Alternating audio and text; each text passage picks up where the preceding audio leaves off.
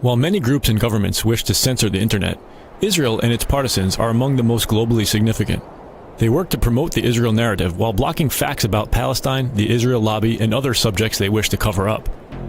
Much of this is done by devoted individuals acting independently, voluntarily, and relentlessly. But many of these activists are part of orchestrated, well-funded projects sponsored by the Israeli government and other pro-Israel groups. They utilize Israeli soldiers, students, American teens and seniors, and range from infiltrating Wikipedia to influencing YouTube. As we'll see, some even operate out of Jewish community centers in the US. One such group is the Israeli military's New Media Desk. It is well known nowadays that what happens on Facebook, Twitter, and YouTube has great influence on events as they occur on the ground.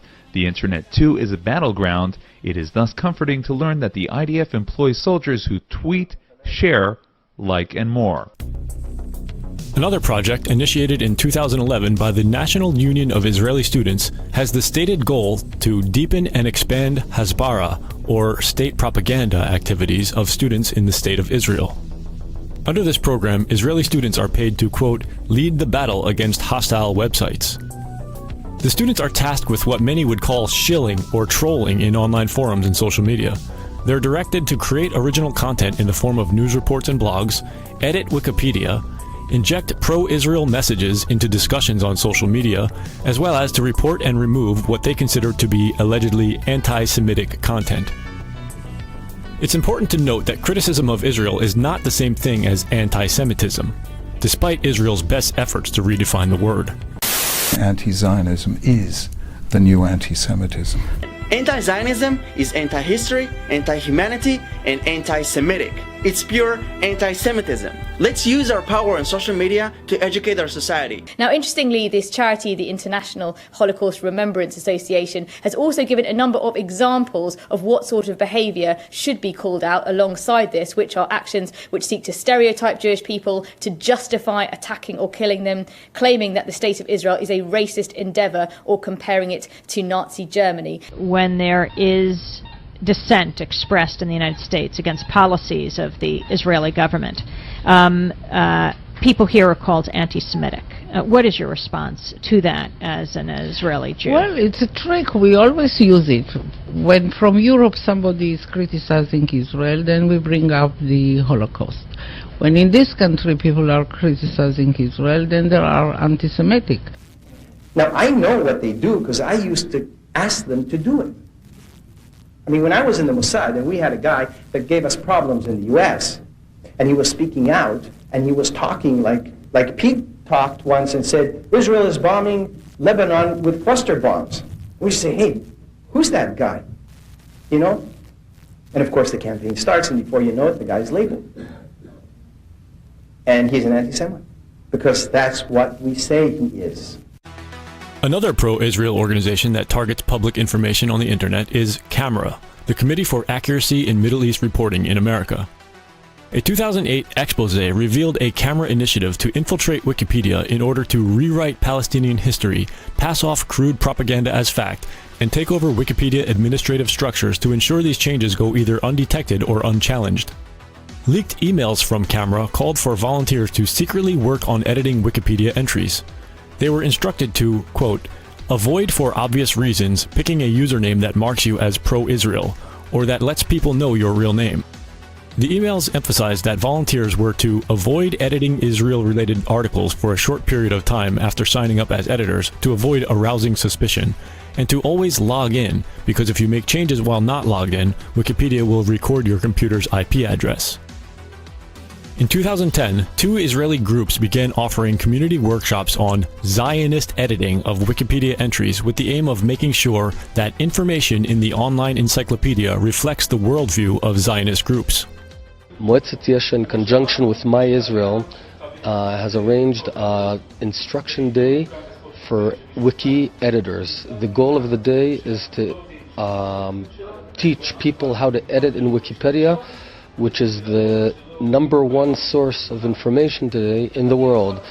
As a way of example, if someone searches the Gaza flotilla, we want to be there. We want to be the guys who influence what is written there, how it's written, and to ensure that it's balanced and Zionist in nature. And again in 2013, there was evidence of pro-Israel tampering with Wikipedia when an employee of an Israeli institute called NGO Monitor edited articles about the Israeli-Palestinian conflict in an allegedly biased manner. According to the Israeli newspaper Haaretz, Dreiman concealed the facts that he was an employee of NGO Monitor and that he was using a second username which is forbidden under Wikipedia's rules. In 2017, yet another Israeli project was launched with the intention of controlling discourse and promoting a pro-Israel narrative online.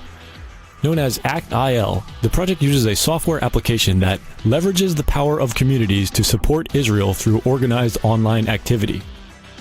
The software is a joint venture of Israel's IDC University, the Israeli-American Council, and another American group called the Maccabee Task Force, which was created to combat the international boycott of Israel over its human rights abuses, which it terms an anti-Semitic movement.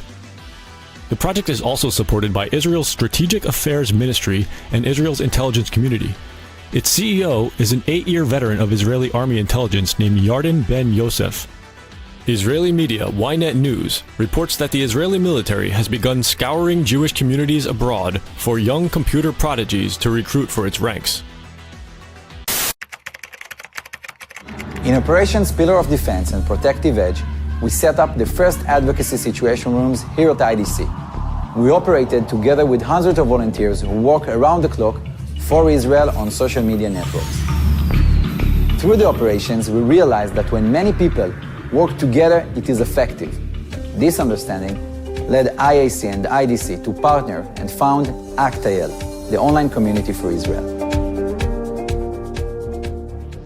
Jewish news site The Forward calls ACT-IL a new entry into the online propaganda war that has thousands of mostly US-based volunteers who can be directed from Israel into a social media swarm.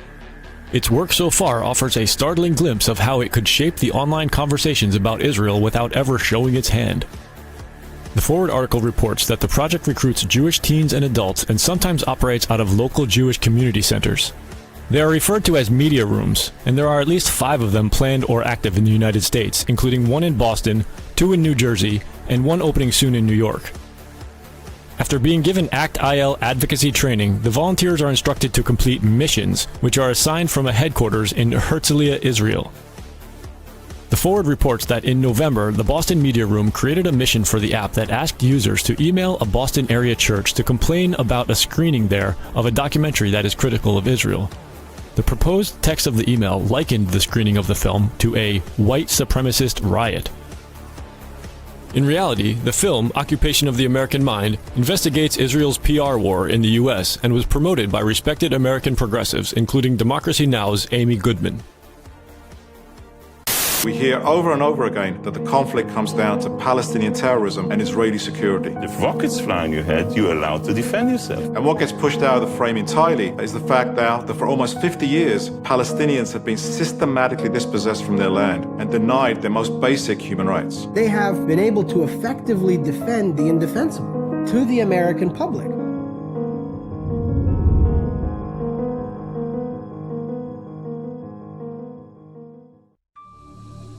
The Israeli government is involved in numerous internet projects.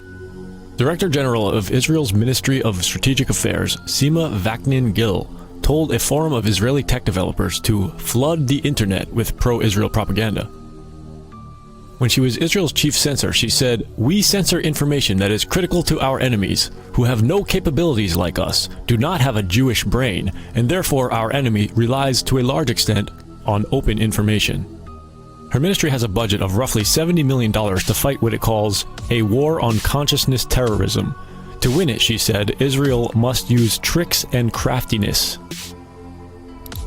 Another Israeli entity that plays a role in covert internet activity is the Israeli military's legendary high-tech spy branch, Unit 8200. This unit is composed of thousands of cyber warriors, primarily 18 to 21 years of age, some even younger. An article in the Jewish press reports that Unit 8200 has developed a great reputation for effectiveness in intelligence gathering, including operating a massive global spy network. Numerous Israeli tech companies, many of them headed by former military intelligence officers, assist in these online spying efforts, sometimes receiving Israeli government funding for digital initiatives aimed at gathering intelligence on activist groups and countering their efforts. To be clear, this is all part of an effort by an occupying government and its military working covertly to achieve censorship of reporting on its atrocities.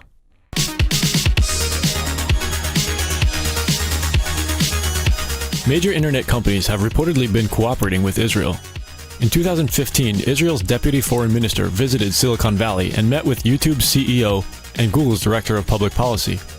Afterwards, Israeli media reported that it was agreed that the companies would strengthen ties with the foreign ministry and build a regular mechanism of control to prevent the distribution of these incendiary materials on the network. Google is not the only tech company with close ties to Israel. For example, Facebook's head of policy in Israel, Jordana Cutler, had previously been employed for many years by the Israeli government. In 2016, Fortune magazine reported that Facebook, Google, and YouTube are complying with up to 95% of Israeli requests to delete content that the government says incites Palestinian violence. Among other things, Google said it would increase the number of members of its Trusted Flagger program, which enables certain organizations and government agencies to report content. It also said it would increase support for NGOs and organizations working to present a corrective voice. One such trusted flagger is the Anti-Defamation League, commonly known as the ADL, whose mission includes standing up for Israel. The ADL considers criticism of Israel to be anti-Semitism. The ADL has created something it calls the Online Hate Index, aimed at recognizing what it considers hate speech and targeting it for censorship. By combining artificial intelligence and machine learning with social science, the Online Hate Index will ultimately uncover and identify trends and patterns in hate speech across different platforms. A leaked secret January 2017 ADL strategy paper detailed how to counter the pro-Palestine movement. Among its many strategies were some focused on the importance of efforts in cyberspace. The paper called for a mix of policy advocacy and industry engagement with corporations such as Google, Facebook, and Twitter in a manner consistent with the ADL Center for Technology and Society and its Anti-Cyber Hate Working Group. The detailed 32-page document reported that in recent years, a massive investment of resources and talent had been directed against the pro-Palestine movement. One of the results, the paper said, was to create a worldwide pro-Israel network. It was this network that the report sought to mobilize.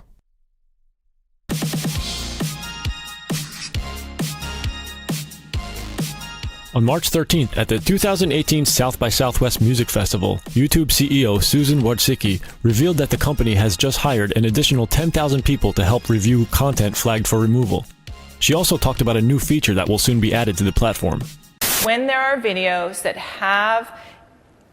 are focused around something that's a conspiracy, and we're using a list of well-known internet conspiracies from Wikipedia that we will show as a companion unit next to the video information from Wikipedia showing that here is information from Wikipedia about this event. So YouTube will be sending people to text.